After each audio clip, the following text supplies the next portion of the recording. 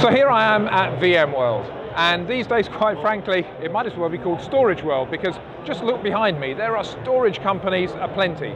And within storage, the thing that's getting so much attention these days is Flash, its various implementations and adoptions. But again, let's be honest, with Flash, the big obstacle for most people is still, whether real or perceived, the cost of Flash.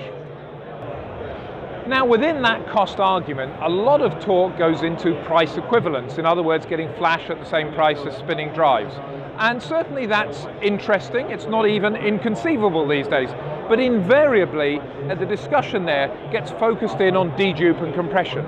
That said, there are some companies who believe there's more to the argument than just those two leading functions that can improve the cost equation. One of those companies is Kaminario, and I spent some time talking with Ritu Jyoti from Kaminario about what they have to offer. So Kaminario K2 is the most cost-efficient all-flash array in the market right now. We are not purpose-built for one particular application. We are a primary storage, general-purpose primary storage, serving the mid-range enterprises.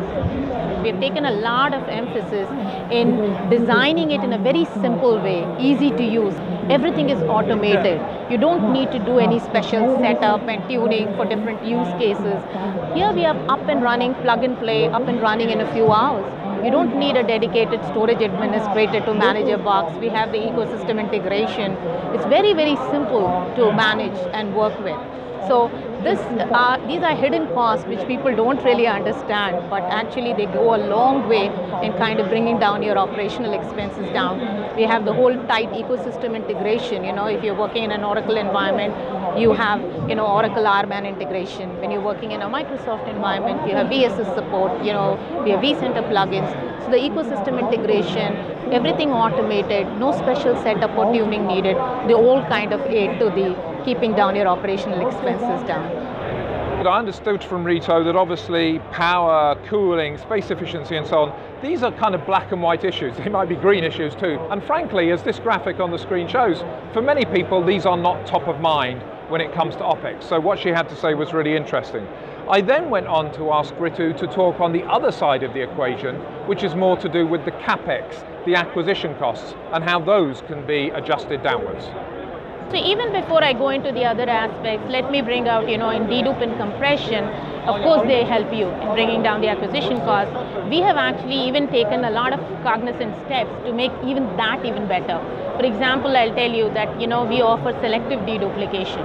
So for use cases like databases, which do not dedupe well, we give the customers the choice at the volume group level to turn it off.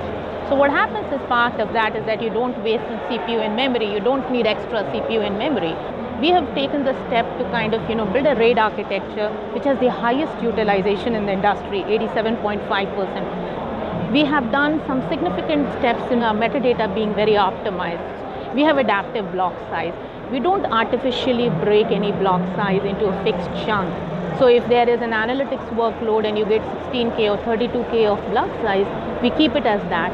It minimizes the number of IOs, but it also minimizes the amount of metadata that needs to be stored.